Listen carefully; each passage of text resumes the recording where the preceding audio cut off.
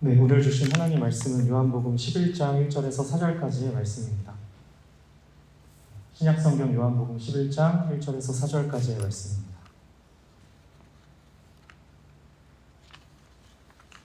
네, 제가 가진 성경책은 신약성경 164페이지 어간에 있고요. 요한복음 11장 1절에서 4절까지의 말씀을 제가 대신하여 봉독해 드리도록 하겠습니다. 어떤 병자가 있으니 이는 마리아와 그 자매 마르다의 마을 베다니에 사는 나사로라. 이 마리아는 향유를 주께 붓고 머리털로 주의 발을 닦던 자요, 병든 나사로는 그의 오라버니더라. 이에 그 누이들이 예수께 사람을 보내어 이르되 주여 보시옵소서, 사랑하시는 자가 병들었나이다 하니 예수께서 들으시고 이르시되 이 병은 죽을 병이 아니라 하나님의 영광을 위함이요 하나님의 아들이 이로 말미암아 영광을 받게 하려 함이라 하시더라. 아멘. 여러분 조나단이라고 아시죠? 요즘에 많이 우리 유명해진 친구, 제 친구는 아니고요, 내 친구인데 저 예전부터 좀 조나단을 알고 있어서 이 친구의 개그 코드가 되게 좋더라고요. 그래서 나도 이런 코드를 좀 가지고 싶다, 그런 개그의 인사이트를 주었던, 또 참 좋은 사람인 것 같아요. 제가 예전 사실 영상인데요, 이 영상 일단 밑도 끝도 없이 이 영상 한번 보고요, 오늘 말씀을 이어가도록 하겠습니다. 네, 잘 보셨죠? 차별하지 말자 이런 의도라기보다 편견에 대한, 오해에 대한 이야기에 좀 이슈를 다뤄보고 싶었습니다. 여러분, 살아가는데 참 어려운 것들이 많아요. 그쵸? 네. 근데 그게 왜 이렇게 어렵죠?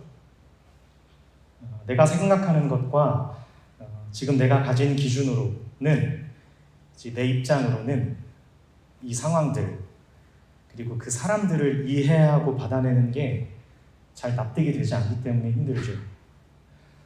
쟤는 왜 저럴까? 이런 거. 이렇게까지 해야 하나? 이런 거요. 여러분, 그리스도인으로 살아가는 우리에게 훈련이 필요한데, 저는 연습이라고 하겠습니다. 저희 모두에게 연습이 필요한데요, 말씀을 통해 사람과 상황 앞에서 순종하는 연습이 필요합니다. 여러분, 우리가 왜 힘들죠? 여러분, 우리는 저마다의 옳고 그름을 가지고 있는 죄인들이기 때문입니다. 신약성경에 보면 베드로에게 환상이 돼요. 하늘로부터 보자기가 내려왔는데 그 큰 보자기 안에 온갖 가증하고 부정한, 그게 유대인의 입장에서는 굉장히 부정하고 불결한 것들이 가득 담겨 있는데, 하나님께서 베드로에게 뭐라고 명령하시죠? 너 이거 잡아 먹어라, 이렇게 하세요. 우리도 혼란스러운데 베드로에게는 얼마나 어려운 일이었을까요? 그런데 하나님이 말씀하시는 거예요. 너 아직도 잘 모르는구나. 나의 의도와 내 의미를. 내가 깨끗하다고 하는 것을 너가 더럽다고 하지 말라. 내가 이방인들에게 너에게 가라고 하면 넌 가는 거야. 세리들과 식사를 하라고 하면 너 하는 거야. 우리로서는 먹느냐 안 먹느냐, 하느냐 마느냐, 스스로가 가진 기준으로 내 입장을 바로 하는 것이 참 중요하지만요, 사실 가장 결정적인 부분에선 공동체, 그리고 연약한 지체들을 배려하는 마음이나 그 교회의 덕을 세우느냐 세우지 못하느냐, 이런 것들이 사실 훨씬 더 중요합니다. 결과적으로 거룩한 삶이란 정하고 순결하다는 것은, 여러분 따라해 주시겠습니까? 예수님의 마음을 품는 것이기 때문입니다. 거룩한 것이 뭐라고요? 내가 이렇게 결벽적으로 날 지키려고 하는 게 거룩한 게 아니라 예수님의 마음을 품는 것이 거룩이기 때문입니다. 내가 먼저 손 내밀기 어렵다고 생각하는 사람 옆에 하나님께서 가라시면 그와 함께 서 있을 수 있는 것이 거룩이고요, 사람들이 한숨 쉬고 절망하는 그 가운데서 그것 아무것도 아닌 것처럼 받아내는 것, 그것이 거룩입니다. 예수님의 마음을 담아내는 것이기 때문입니다. 여러분, 예수님께서 사마리아 여인과 단 둘이 얘기하시는 것도 사실 좀 큰 문제거든요. 더 나아가 남편 여러 명 있었던 그 여인과 너무 다정하게 오랜 시간 단둘이 얘기하셨어요. 이유는 한 가지죠. 그 여인의 생명을 얻기 위함이었습니다. 포인트가 어디 있어요? 하나님의 마음이 거기 있기 때문에 예수님이 거기 계시는 거예요. 예수님의 마음의 핵심은 모든 상황 속에서 하나님의 마음과 합하는 것입니다. 이해되지 않고 원망이 일어날 법한 상황 가운데서도 하나님께 일치하려는 예수 그리스도의 마음으로 나를 그리고 공동체를 그 현실을 바라보는 것이어야 합니다. 부러운 게 조금씩 사라질 수 있고 두려운 것 또한 조금씩 사라질 수 있고 정말 사람들이 예뻐 보이고 여러분 마음 가운데 사람들이 좀 밉고 판단이 되고 부러운 게 많아지고 두려운 게 많아지면 우리 마음 가운데 그분의 마음이 이렇게 좀 멀어져 있다라고 생각하셔도 틀리지 않습니다. 뭐 그런 건 여러분도 아신다고요? 아니요. 그렇지 못하세요. 여러분 대개는요 우린 하나님의 마음에서 멀어져 있다고 생각하지 못하고요. 그 사람이나 상황 자체에 대한 문제로 생각하면서 무너져요. 왜 내가 여기 있지? 저 사람 왜 저러지? 여긴 왜 이러는 거지? 하나님의 마음과 멀어져 있다고 생각할 수 없어요. 왜냐하면 우리는 죄인이기 때문에 하나님을 마음에 두기를 싫어합니다. 여러분 그래서 잘 해결하기 위해서 짚고 넘어가고 잘 풀려지기를 애쓰고 수고하며 때로는 고통하는 그 모든 씨름들, 그 모든 인내들, 그 모든 싸움들은 정말로 귀한 것입니다. 할렐루야. 요한복음 11장부터서는요 예수님께서 이 땅에 오신 목적, 우리의 모든 죄를 담당하시고 대속하시기 위한 사역이 드디어 시작됩니다. 그리고 그 사역은 무엇으로 완성됩니까? 우리 예수님께서 십자가에 달려 죽으시는 것으로 완성됩니다. 1장부터 10장까지의 내용들과는 달리 이 요한복음 11장부터는요 그 죽음에 대한 준비를 하시고요 죽음에 대한 메시지를 굉장히 직선적으로 전하시는 이제 대목이 비로소 요한복음 11장부터 시작됩니다. 그렇게 11장은 죽은 지 나흘이나 지나서 이미 시신 썩는 냄새가 진동하는 나사로라는 사람을 살려내시는 사건으로 시작하는데 이 일은 예수님께서 우리를 위한 희생제물이 되시기 위하여 이 땅에 오셨음을 상징으로 암시하는 사건이기도 합니다. 오늘 이 본문을 그냥 예수님이 이렇게 죽은 자도 살리실 수 있는 그런 분이라는 것을 증명시키는 기적의 이야기로만 바라봐서는 안 되는 이유가 여기에 있습니다. 그것보다 훨씬 더 깊은 지점이 있는데요. 우리 요한복음 11장 4절 말씀 우리 함께 한 목소리로 합독해 보도록 하겠습니다. 함께 읽습니다. 시작. 예수께서 들으시고 이르시되 이 병은 죽을 병이 아니라 하나님의 영광을 위함이요 하나님의 아들이 이로 말미암아 영광을 받게 하려 함이라 하시더라. 아멘. 네, 훨씬 더 깊은 내용이 있어요. 여러분 요한복음이라는 책은요 예수님께서 이 땅에 오셔서 그 복음을 그냥 설명하시고 설득하시기 위하여 오신 것이 아니라는 사실을 굉장히 분명하게 가르쳐줍니다. 여러분 예수님께서 죽으시는 것으로 십자가에 달려 우리의 죄를 대속하시는 죽음으로 그 사역을 완성하시는데 여러분 그럴 거라면 조금 이해가 어려운 부분이 있어요. 뭐냐면 애초에 오셔서 여기 이렇게 알아먹지도 못하는 우리와 그 사람들과 이토록 번거롭게 진리 되신 당신의 말씀을 전하시고 가르치시고 그것으로 참 비합리적이고 비효율적이고 비상식적인 그 시간 낭비를 하셨어야 할 이유는 또 뭐죠? 어차피 죽으시는 것으로 끝내실 일을 여기 죽기 위해 오셔야 했던 거라면 그냥 아기가 아니라 완전체의 모습으로 이렇게 딱 오셔서 십자가에 달려 그 일만 딱 해결하시고 가면 될 일이잖아요. 뭘 또 33년 동안, 사실 따지고 보면 딱 3년 공식적으로 사역하신 거거든요. 여러분, 예수님 왜 이렇게 불필요해 보이는 시간과 과정, 그리고 꼭 그런 방법으로 일을 하시는 걸까요?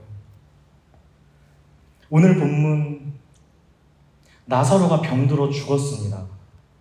그리고 그 소식이 전해지자 예수님은 오히려 이렇게 말씀하시죠. 이거 죽을 병 아니고 이것을 통해서 하나님의 영광이 드러날 거예요.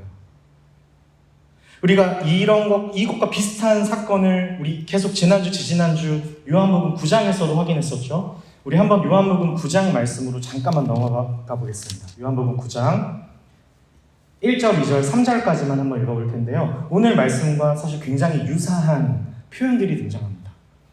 우리 요한복음 9장 1, 2, 3절을 우리 건준이가 한번 큰 목소리를 읽어주시면 감사하겠습니다. 예수께서 길을 가실 때에 날때부터 맹인된 사람을 보신지라 제자들이 물러 이르되 라비여 이 사람이 맹인으로 난 것이 누구의 죄로 인하니이까 자기니이까 그의 부모니이까 예수께서 대답하시되 이 사람이나 그 부모의 죄로 인한 것이 아니라 그에게서 하나님이 하시는 일을 나타내고자 하시니라. 아멘. 여러분, 하나님이 당신의 영광을 나타내시려고 멀쩡한 사람을 그럼 소경으로 나게 하셨다는 걸까요? 물론 그렇지 않죠. 않을 거예요. 그럼에도 아무튼 무언가 좀 석연치 않은 부분들이 되게 좀 많아요. 여러분, 이런 사실 질문들이요. 뭐지? 하나님 지금 뭘 하시는 거고, 그럼 이게 무슨 말인 거지? 그럼 애초에 소경으로 안 태어나게 하시면 될 일 아닌가? 이런 질문이요. 사실 이런 질문들은 우리가 살아가면서 언제나 불쑥불쑥 마주하는 질문들이기도 합니다. 왜 이러는 거지? 왜 이렇게 해야지? 저건 왜 저러지? 어차피 이렇게 하실 일을 왜 이렇게까지 또 끌고 가시지? 왜 나에게만 여기까지를 요구하시는 거지? 언제까지 참아야 하지? 언제까지 기다려야 하지?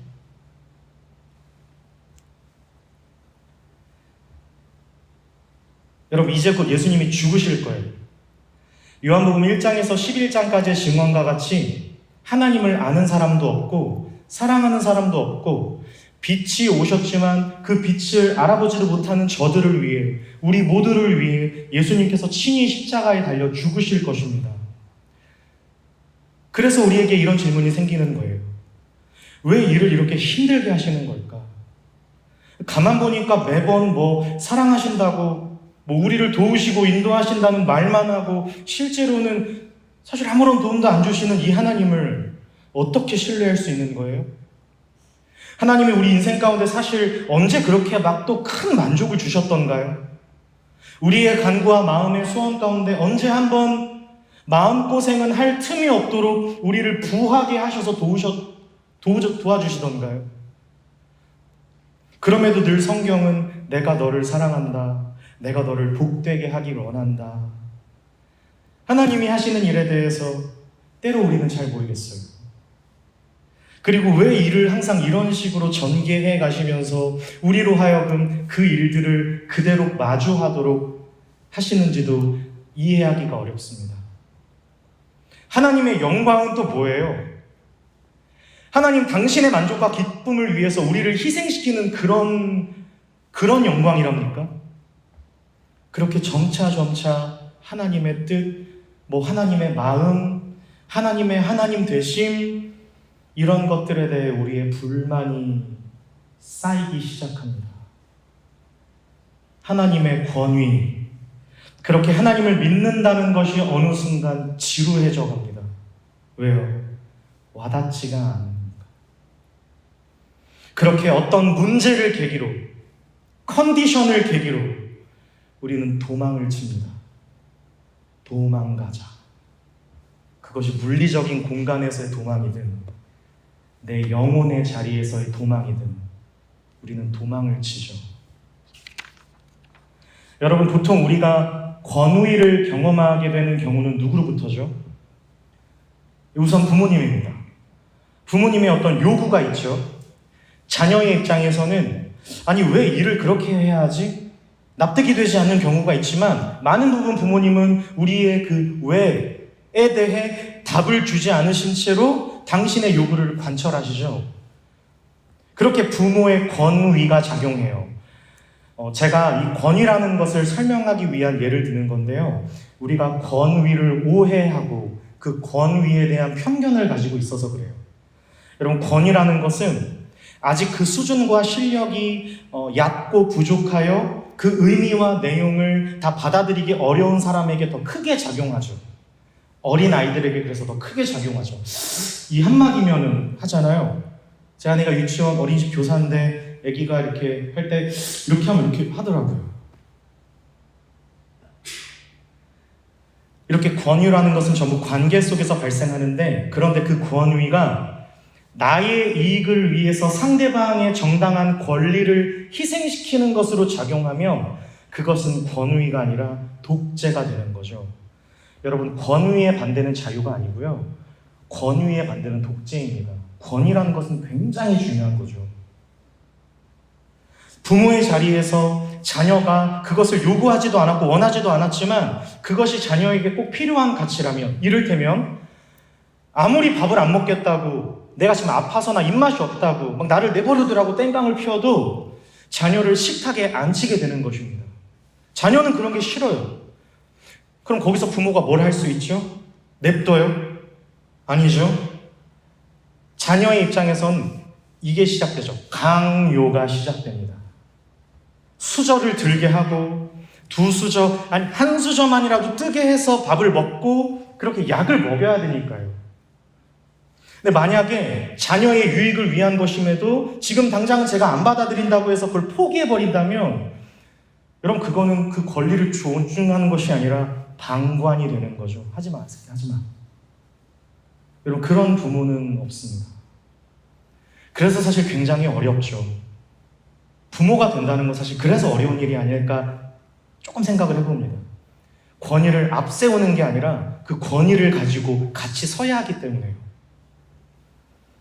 여러분, 아직은 수준과 실력이 없는 자녀가 이해하지도 못하고 원하지도 않았고 알아듣지도 못하는 것을 그런 수준과 상태로 내버려두지 않으시고, 우리 창조주 하나님 아버지께서는 당신의 지혜로, 당신의 사랑으로 우리에게 진정한 가치와 소망을 우리의 삶의 열매가 되게 하시기 위하여 강권적으로 간섭하십니다.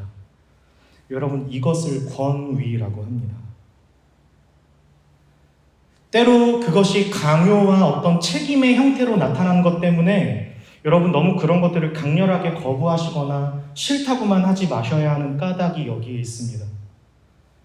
여러분들이 하나님께서는 완전한 지혜와 이 인간의 배려와 이해 정도가 아닌 완전한 지혜와 사랑으로 저와 여러분의 삶을 도우실 수 있는, 우리의 삶을 온전케 하실 수 있는 참된 자유와 감사로 살아갈 수 있도록 하시는 유일한 하나님, 저와 여러분의 유일한 하나님께서 우리의 삶에 친히 개입하시고 간섭하시는 것, 우리에게 말씀하고 계시기 때문입니다.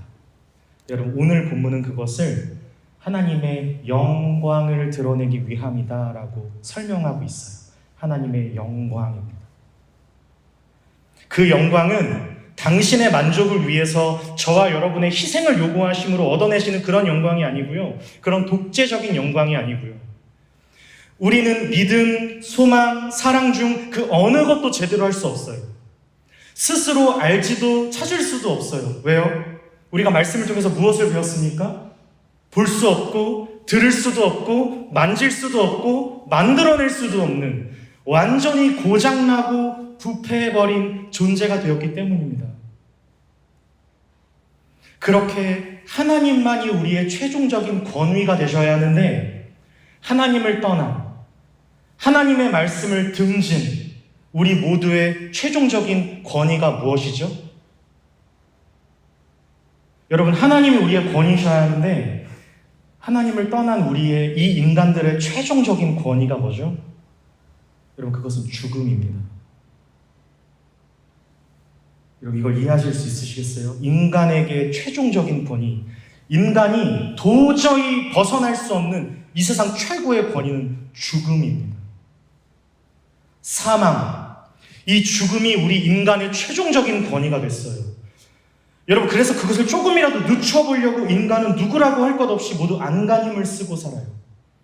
그러나 아무도 그 죽음으로부터 벗어날 수 없고 언제나 죽지 않기 위해 살아가는, 여러분, 죽지 않으려고 살아가요. 그것을 두고 행복한 삶을 위한 열심이라고 한다면 여러분, 그건 얼마나 슬픈 일입니까? 그런데 하나님 없는 사람들 아무도 그렇게 생각하지 않죠. 한 번 왔다 가는 인생 즐기면서 살자지, 죽음으로부터 벗어날 수 없는 존재가 되었다는 것으로 죽지 않으려고 살아가고 발버둥치는 그 삶을, 그래서 그들은 볼 수도 없고 들을 수도 없고 감각할 수도 없는 것입니다. 그러나 그저 삶을 전전긍긍할 수밖에 없는 것으로 살아가는, 그렇게 죄악의 노예가 되어 있는, 그렇게 죽어있는 존재가 나라는 것을 부정할 수 없는 사실로 우리가 마주하게 될 때, 여러분, 그때서야 비로소 진정한 구원을 갈망하게 되는, 참된 삶을 갈급하게 되는, 오직 하나님 앞에서 하나님을 통해서만 먹든지 마시든지 무엇을 하든지 하나님으로만 빚어가기를 소원하는 자가 되어 설 수 있는 것입니다. 여러분, 그것을 드러내기 위한, 그것이 하나님의 영광을 드러내기 위한 일이라고 이 본문이 설명하는 것입니다. 아무 소망을 담아낼 수 없는 죄인들에게 당신의 완전한 권위를 드러내셔서 건져내시고, 우리에게 때로 요구하시고 붙들리게 하셔서, 다시 말씀드립니다, 먹든지 마시든지 무엇을 하든지 하나님의 영광을 위한 삶으로 살아갈 수 있도록 우리를 불러내시는 것입니다. 여러분, 하나님이 하시고자 하시는 일이 있다는 것은 하나님께서 멀쩡한 사람을 장님으로 만드셨다거나 잘 살아갈 수 있는 사람들을 죽게 하셨다는 뜻이 아닙니다. 여러분, 때때로 우리가 삶을 마주할 때 이 현실 속에서 너무 비극적인 일들이 벌어질 때 왜 하나님은 이런 일들을 막지 않으시지라고 고민을 할 때가 있죠. 여러분, 나사로가 병들어 죽게 된 것은 하나님이 시작하신 것이 아닙니다. 도리어 그것은 우리가 전부 생명의 근원이 되신 하나님으로부터 타락해서 그 관계가 완전히 깨어짐으로써 모든 인류가 맞이하게 된 죄의 결과이자 상태입니다. 그것이 죽음입니다. 아담과 하와가 하나님으로부터 범죄하고 그 말씀으로부터 벗어나자 말씀하신 대로 사망의 그늘 아래 처하게 되었습니다. 고통과 아픔과 슬픔과 원망과 비통함과 부조리함과 그 모든 것으로부터 보호받을 수 없는 상태, 우리 표현으로 하자면 이해할 수 없는 것으로 가득한 현실이 되었습니다. 여러분, 그것이 하나님으로부터 벗어난 상태, 죽음입니다. 그렇게 저와 여러분의 있는 모습 그대로가 벌거벗은 수치스러운 상태가 되었습니다. 그 어떤 누구도 있는 모습 그대로는 용납받을 수 없는 사람들이 되었습니다. 그래서 그렇게 가져야 되잖아요. 잘 배워서 치장하고 덮어야 되잖아요. 우리의 수치와 벌거벗음을 감춰야 되잖아요. 여러분, 사실 아담과 하와는 처음부터 벌거벗었어요. 그쵸? 아담과 하와는 처음부터 벌거벗었어요. 그들에게 그 벌거벗음, 있는 모습 그대로는 부끄러움이 아니었습니다. 도리어 그것이 전부였어요. 그것으로 온전히 충분했어요. 왜요? 더할 것도 치장할 것도 없었어요. 왜요? 하나님께서 창조하신 본연의 그대로였으니까요. 하나님의 통치와 다스림 가운데 거하는 완전한 안식으로의 상태였기 때문에 저들의 있는 모습 그대로는 부끄러움이 아니었어요. 그러나 범죄, 하나님의 말씀으로부터 떠남으로 말미암아 안식을 잃어버렸습니다. 여러분, 그것을 죽음이라고 합니다. 여러분, 그래서 성경이 말하는 죽음은 단순히 우리의 호흡이 끊어지는 게 아니고요, 하나님과 끊어진 우리 모든 인류의 상태를 표시하는 뜻입니다. 그것이 죽음입니다. 우리 신약성경 에베소서 2장 말씀을 한번 찾아주시면 감사하겠습니다. 신약성경 에베소서 2장 우리 1절부터 5절까지의 말씀을 함께 교독할 텐데요. 제가 가진 성경책은 신약 311페이지 여간에 있습니다. 에베소서 2장 1절부터 5절까지 제가 먼저 저 한 절 여러분 한 절 교독하겠습니다. 그는 허물과 죄로 죽었던 너희를 살리셨도다.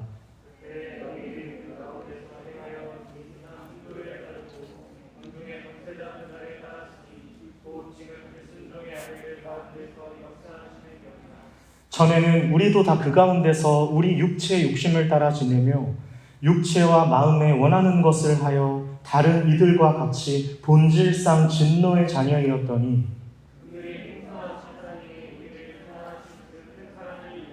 함께 있습니다. 허물로 죽은 우리를 그리스도와 함께 살리셨고 너희는 은혜로 구원을 받은 것이라. 아멘. 할렐루야. 저는 여러분들에게 이 표현을 조금 도전하고 싶은데요. 여러분 기도할 때 우리가 종종 죽을 수밖에 없는 우리를 살려주시고 이렇게 기도해요. 근데 저는 사실 엄밀하게는 틀린 표현이라고 생각합니다. 죽을 수밖에 없는 게 아니고요. 여러분 우리는 죽었습니다. 죄와 허물로 죽었어요. 죄와 허물로 죽었던 나를 살려주신 하나님. 여러분 이 기도가 조금 더 정확합니다. 여러분 모든 인간은 죄와 허물로 죽었습니다. 스스로에게는 가능성이 0.001%도 없어요. 자각할 수가 없어요. 무엇이 진짜 소망인지, 나에게 무엇이 진짜 필요한지를 누구도 감각할 수 없어요. 죽었습니다. 그렇게 죄의 권세, 여러분 사망이 우리의 주인이 되었습니다. 그래서 우리가 슬픈 거예요. 이해할 수 없는 고통들, 이해할 수 없는 문제들이 닥칠 때 그 어떤 것으로도 보호받을 수 없어요. 모두 아파요. 아픔과 고통과 번민과 괴로움과 외로움과 허무함과 추악함과 비열함과 거짓된 것 아래 그 누구도 자유할 수 없게 되었습니다. 여러분 아무리 발버둥 치셔도, 여러분 아무리 열심히 하셔도 만족할 수 없으실 거고요. 아무리 도망쳐도 그곳에는 자유가 없습니다. 그건 현실의 문제가 아니라 하나님을 떠나 안식을 잃어버린 우리의 상태이기 때문에 그렇습니다. 그래서 도망치는 것이 아니라 여호와께 돌아와야 합니다. 우리 모두의 현실입니다. 우리 모두의 형벌입니다. 아무리 착하고 아무리 선한 어떤 누구도 그 상태에서 예외인 사람은 단 한 사람도 없습니다. 모두가 다 치우쳐 함께 무익하게 되었고 하나님을 아는 자도 하나님을 찾는 자도 선을 행한 자도 없나니 아무도 없습니다. 그런데 하나님께서 그렇게 끝내시지 않으시겠답니다. 이 일들로 말미암아 하나님의 영광을 드러내시겠답니다. 이 영광은 우리 하나님의 긍휼, 우리 하나님의 불쌍히 여기심, 은혜입니다. 그래서 은혜와 영광이 함께 묶여서 항상 표현되는 거예요. 은혜와 영광. 우리 스스로 걷어찬 밥상을 아버지께서 일어나셔서 주워 담으시는 것입니다.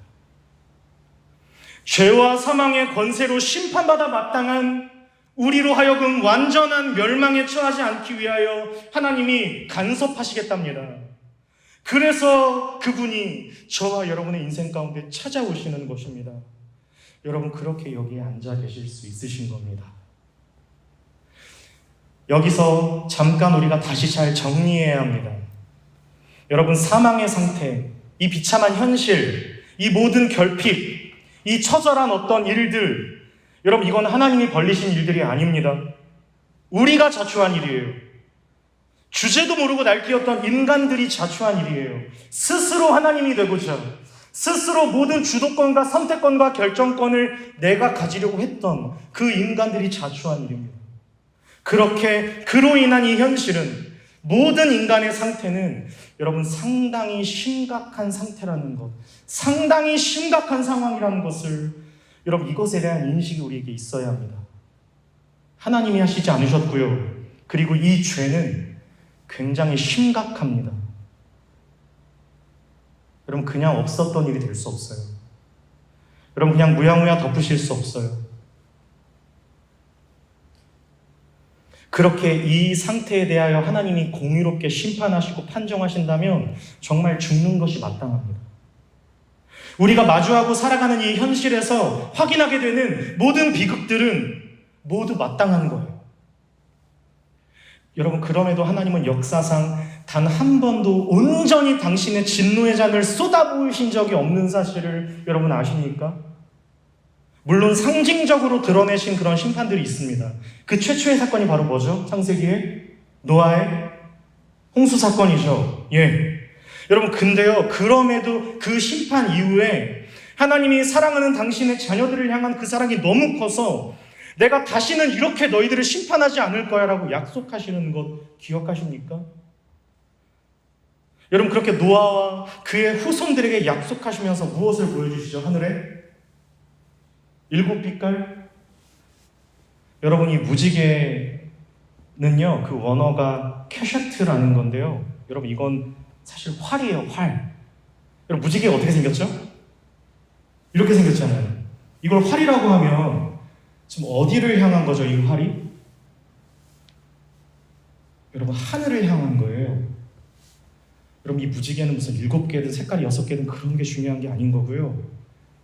하나님께서 약속하신 거예요. 내가 다시는 너희들을 이렇게 멸절시키지 않을 거야 하고 무지개를 띄우시는데, 그 활의 그 쉬의 반역이 이 땅이 아니라 하늘을 향해 있어요. 당신이 받아내시겠다. 그 심판의 활을 하늘로 향하시는,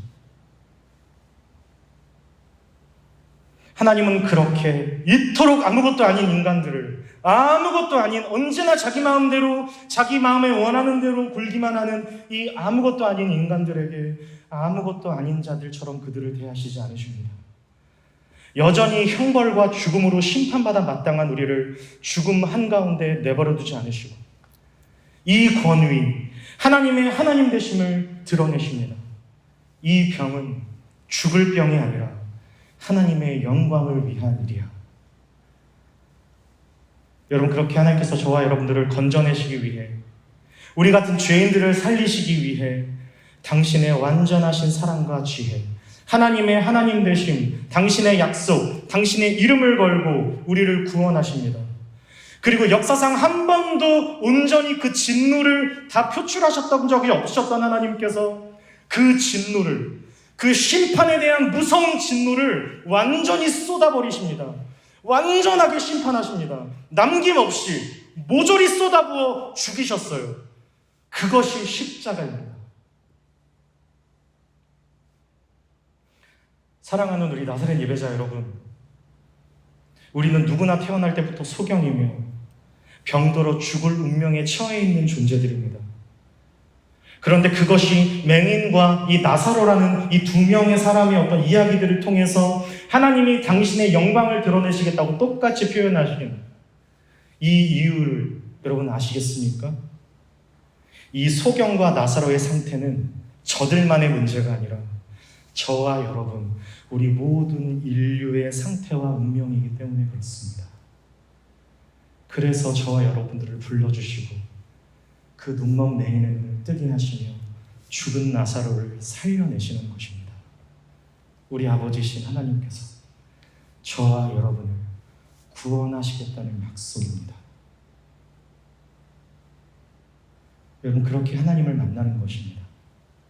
그렇게 하나님을 보게 되는 것입니다. 그렇게 하나님을 듣게 되는 것입니다.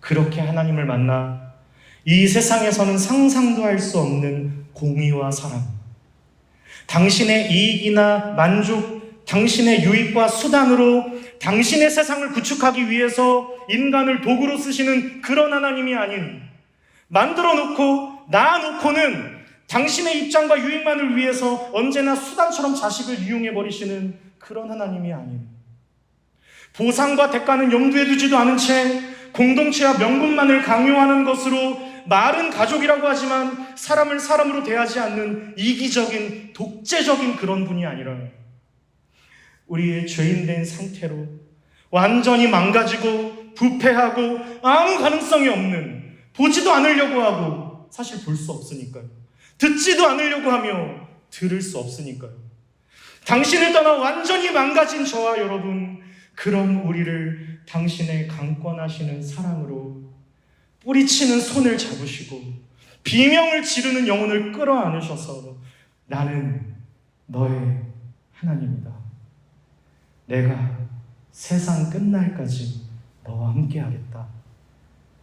여러분, 그 하나님을 만나는 것입니다. 그렇게 하나님 앞에 내가 무릎을 꿇는 것입니다. 하나님, 너무 두려웠습니다. 하나님, 너무 괴로웠습니다. 하나님, 너무 원망스러웠습니다. 하나님, 너무 미웠습니다. 너무 답답했습니다. 너무 외로웠습니다. 너무 무거웠습니다. 너무 아팠습니다. 제가 어떻게든 해보려고 했는데요, 안 되네요, 그게 잘. 그런데 하나님이 계시네요. 하나님이셔야 했네요. 하나님이셔야 하네요. 예, 하나님 당신만을 의지하며 갈 뿐입니다. 저의 믿음 없음을 불쌍히 여겨 주시옵소서. 죄와 티끌 가운데서도 여기 이 나의 벌거벗은 것으로도 가겠습니다. 당신은 나를 버리지 않으실 것을 믿기 때문입니다. 당신만이 나로 하여금 보게 하시며 듣게 하시며 나로 나 될 수 있게 하시는, 나일 수 있게 하시는 하나님, 당신은 나의 하나님이십니다. 여러분, 이것이 예배입니다.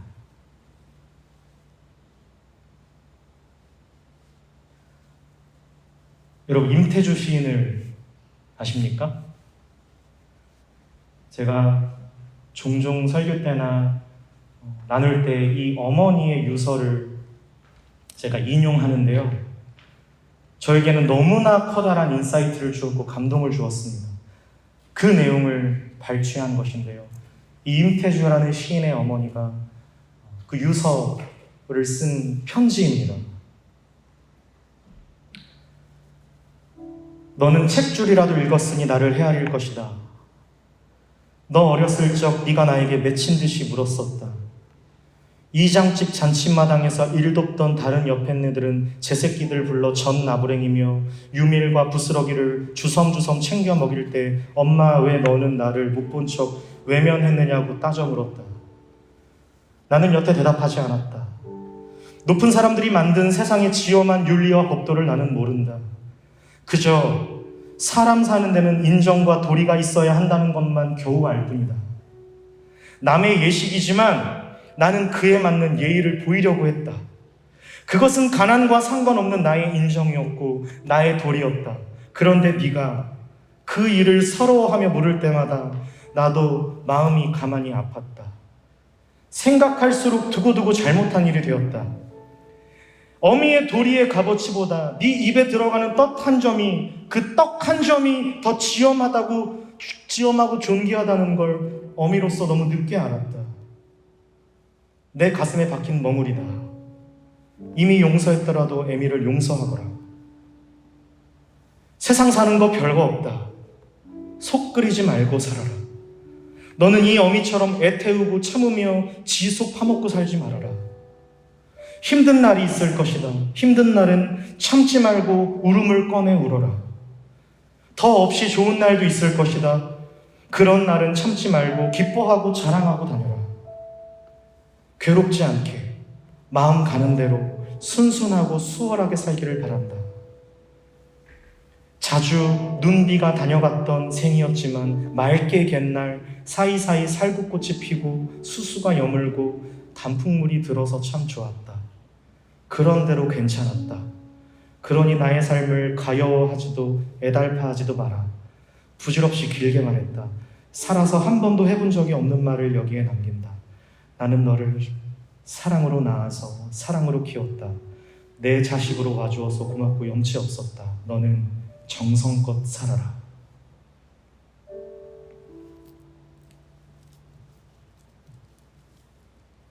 우리 하나님 아버지의 마음, 여러분 이것과도 비교할 수 없는 사랑 아닙니까? 말구유에 말밥통 같은 그 현실에, 그런 집에 나셔서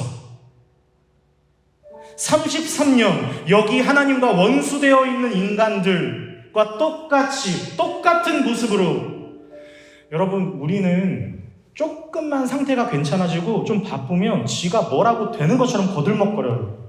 한마 너 뭐 돼? 물어야 돼요. 우리를 구원하시려는 구원자가 구원을 입게 될 그 수혜자들의 손에 붙잡혀 손과 발이 묶이고 못이 박히시고, 여러분 못이 여기 박힌 게 아니면 여기 박힌 거 아세요? 여기 박히면요 무게를 못 견디고 떨어져요. 여기 뼈에 박아야 안 떨어지거든요. 가시면리관을 시험당하시고, 인간이 얼마나 악랄하고 지저분하고 더럽습니까? 그렇게 희롱을 받고 돌아가시는데 그것을 통해 하나님이 영광 받으셨답니다. 하나님께서 우리를 어떻게 사랑하고 계신 겁니까? 하나님이 우리를 어떻게 건져내신 겁니까 도대체? 그렇게 우리가 그 사랑 앞에서만, 그 누구에게도 항복하지 않던 내가 꼼짝없이 무릎을 스스로 꿇는 것입니다. 여러분 그것이 하나님 앞에 서는 것입니다. 기꺼이 내가 살아내야 할 현실에 나의 발을 담그고 사는 것입니다. 어쩔 수 없어서가 아니라 기꺼이 가는 것입니다. 자꾸 여러 가지 백업을 만들지 마시고요, 하나님의 뜻 앞에 발을 담그셔야 합니다. 하나님, 당신이야말로 나의 아버지이십니다. 어쩔 수 없어서가 아니라 기꺼이 가길 원합니다.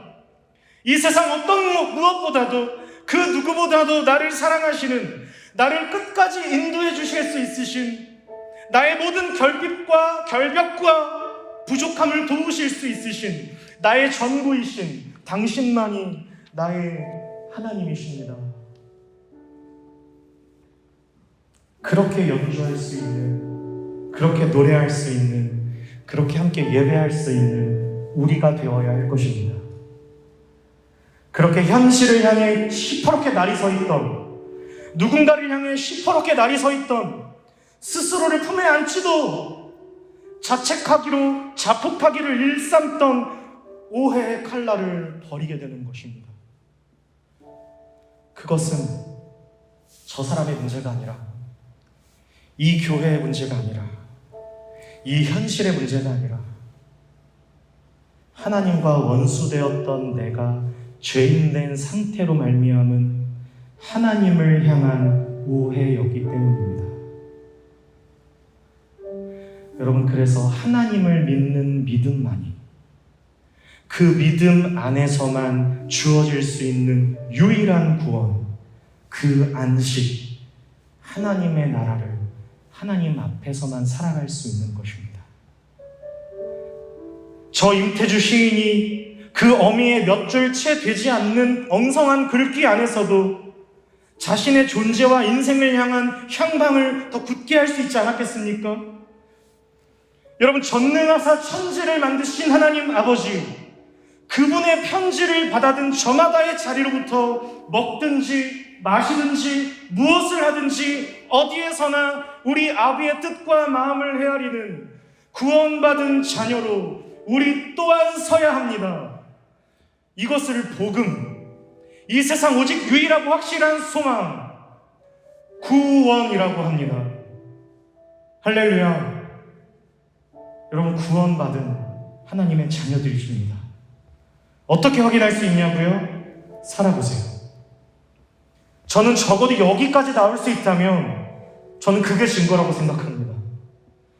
하나님의 간섭하심, 하나님의 도우심, 그 하나님의 이끌어 가심 가운데 서 있는 이 자리들, 이 시간들, 여러분의 귀하고 값진 이 생애를 함께 울고 함께 웃으며 여러분 그렇게 살아갈 수 있는 우리 사랑하는 나사렛 모든 예배자, 모든 자녀들이 되기를 주님의 이름으로 축복합니다. 우리 찬양팀 함께 다 나와주시기 바라고요. 우리 시간에 같이 한번 기도하길 원하는데요.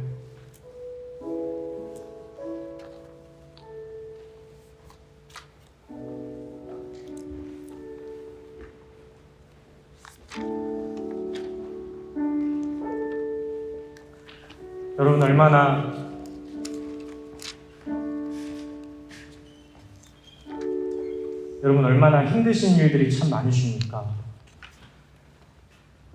여러분 생각지도 못했던 여러분 그런 어려움들과 아픔들이 참 얼마나 많으십니까?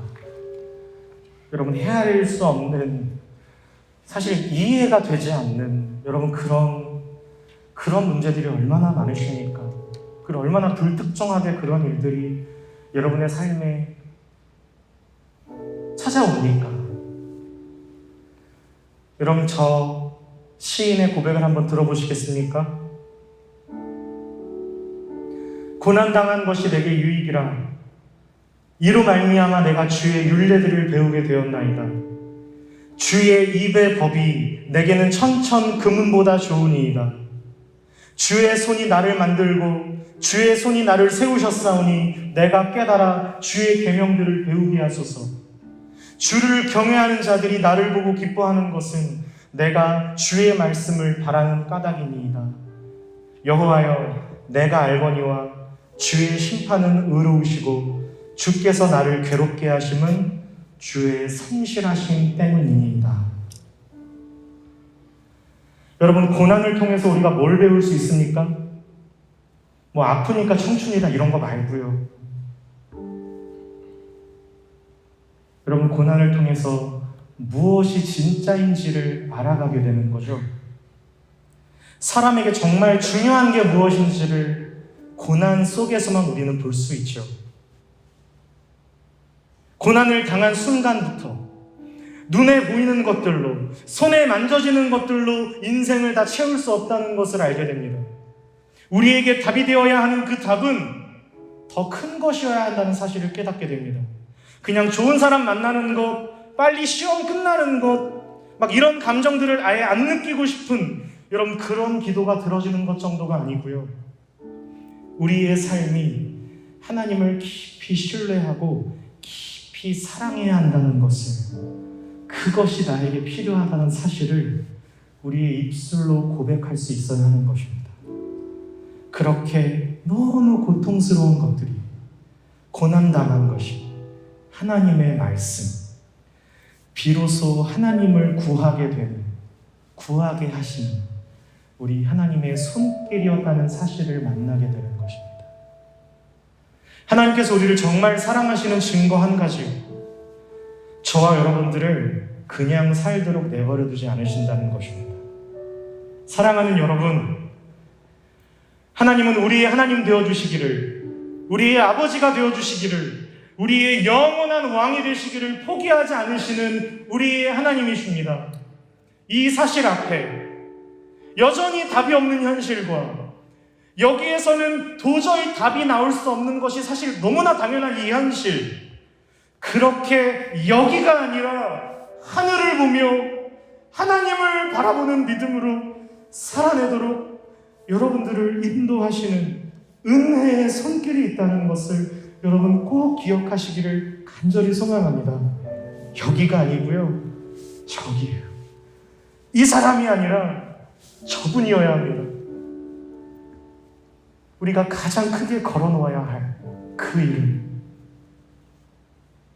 여러분의 핸드폰, 여러분의 삶의 순간순간 가장 먼저 튀어나와야 할 이름은 그 사람이 아니라 하나님이셔야 합니다.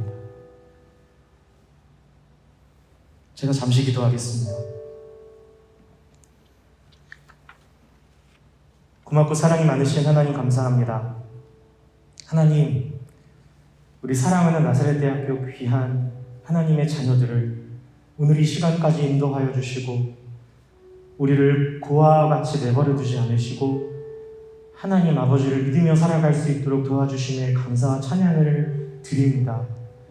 하나님, 여전히 믿음이 없고 부족한 내가 그렇게 내 안에 찌꺼기와 같이 남아있는 옛 습성들과 옛 기억들로 인하여 이 땅에 천착하여 여기에서 무엇인가를 그토록 찾으려고 갈급하고 갈망해하는 그 모든 시도와 노력들이, 사실 많은 이들은 칭찬을 해주고도 인정해주는 것 같지만 스스로는 용납이 되지 않는, 이 말도 되지 않는 너무나 역설적인 이 현실들을 마주하며 도대체 나는 무엇을 위해 사는 사람이며 나는 무엇 때문에 살아야 하는 사람인지, 누가 들으면 코웃음 칠 것 같고 누구에게 얘기하기도 사실은 마땅치 않은 이 영혼의 고민들을 하나님은 듣고 계시는 줄 믿습니다. 하나님, 이 세상 누가 나를 이해할 수 없고 나의 질문과 나의 이 고민의 싸움들을 헤아릴 수 없다 할지라도 하나님, 당신만은 아십니다. 내가 당신의 것인 줄. 주님만 영광 받아 주시옵소서. 예수님의 이름으로 간절히 기도드리옵나이다.